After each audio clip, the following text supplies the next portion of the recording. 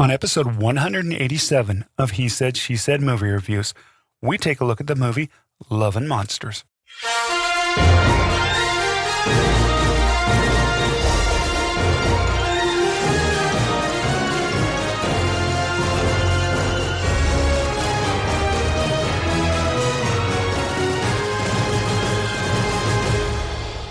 Welcome to He Said, She Said movie reviews.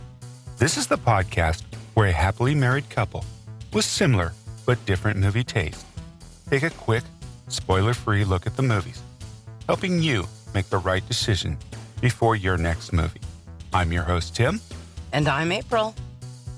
So we just finished watching Love and Monsters. This movie is available on demand, and it's also in the theaters. We saw it on demand. What do you give it, April? I give it an absolute 4. You know what? I'm giving, once again, why do we have two hosts on here? I'm giving it a 4 too. So tell you all about it right now, since we saw it on demand, there was no trailers. So this is a story. It's about a monster-infested world 7 years after the apocalypse. Joel learns his girlfriend is just 80 miles away. To make the dangerous journey, Joel discovers his inner hero to be with the girl of his dreams. The director was Michael Matthews. He's known for Five Fingers for Marseilles, and also Brian Duffield, known for Underwater, Insurgent series, The Babysitter, and Jane Got a Gun. And also a writer was Matthew Robinson, known for Dora and The Lost City of Gold and Monster Trucks, which now I get why this movie was the way it was, and it was so well done. This had actually a relatively small cast. It had Dylan O'Brien as Joel, Jessica Henwick, and Michael Rooker, Dan Ewing, Ariana Greenblatt, Ellen Hoffman, Hale, Pacharo Mzembe, Senie Priti, Emil Golden, and Kobe Tuhaka. Pretty good there, but I believe... Not really. It was Ellen Hollman, I believe. Thank you. I just wanted to help a little bit. Thank you for that correction. Okay. Runtime, 109 minutes, rated PG-13 for action, violence, language, and some suggestive material. What a great movie this was. Yeah, you know, I'll start off on this one too. When I saw the trailer for this one, I thought this could go either way. This could be really silly, or this could be really good. And this movie was a pleasant surprise. I thought it was fantastic.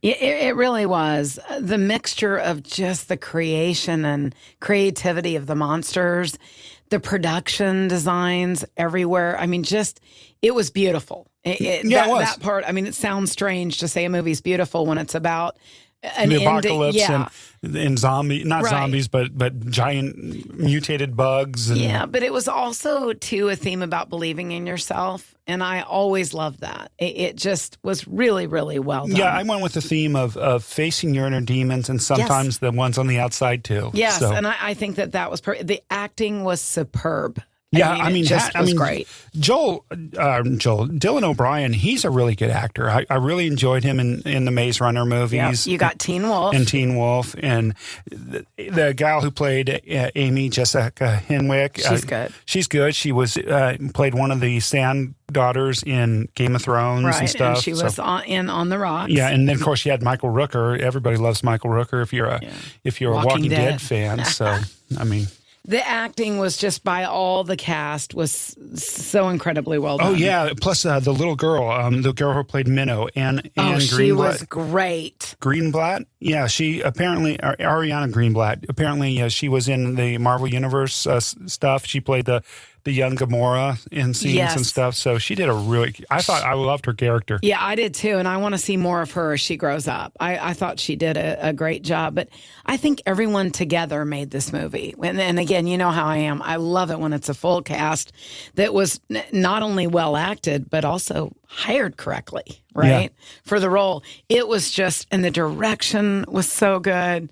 The score, the score I don't remember. Once again, it wasn't. I think it could have been a little better. But I liked it. Though. But going back and talking about the acting, because this movie had a lot of CGI in it, right? Yes, and it was good CGI by we're not down to special effects yet, but it had really good CGI in it. And for actors to act with all that CGI, they're doing green screen stuff and everything. Right. And they did a really good job of selling the stuff that wasn't even on screen, Right. that they were dealing with. So, And also, too, I want to go back. Yes, it was a beautifully shot movie. I also want to talk about just the colors, too, of just all the, from the swamps to the monsters to it just, for me, it was just so vivid. It was beautiful. yeah, it was. Well, here's, I thought it was a beautifully shot movie. The production design, the sets and everything was really cool. And this was supposedly set in like Northern California, this post-apocalyptic Northern California. Right. Well, actually, the whole movie was filmed in Australia. And so, they did a really good job of making it look, using the swamps and all the beautiful scenery in Australia to shoot this movie. And I really enjoyed that. But to sit down for a movie that, like you, I wasn't sure what to expect. I thought, I kind of dreaded a tiny bit. And then I absolutely loved the movie. The relationships, I enjoyed the theme. But also remember, survival, how people survive is their choice. And it was interesting watching all the different people that survived it and how they did. One of the other things I want to add to this too is don't let the title of this movie put you off from watching it. I mean, you love monsters, you think it's some teen bop type of. Definitely not. No, it's not. It is a story about a young man facing his inner demons. Yes. And his friendship with his dog was just, because we're big pet lovers.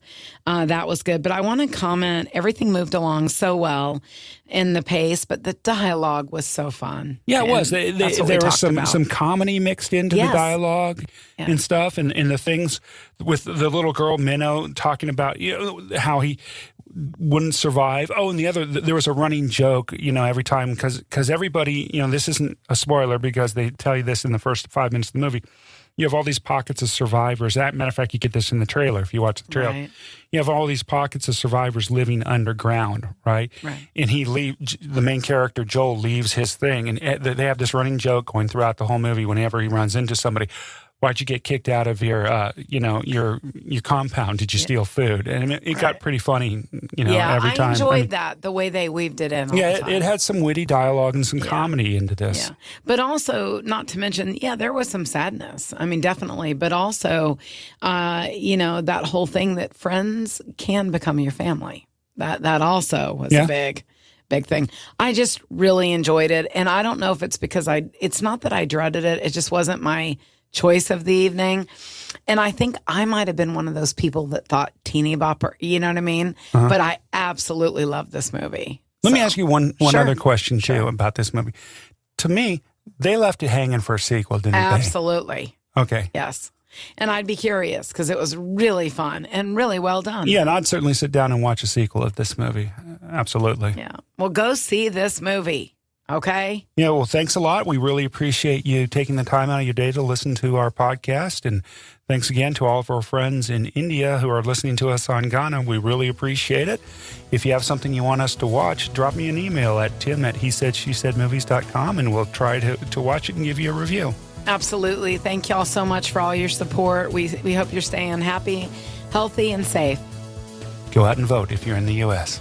Absolutely. You have to vote. All right. Thanks a lot. We'll see you at the movies. We'll see you at the movies.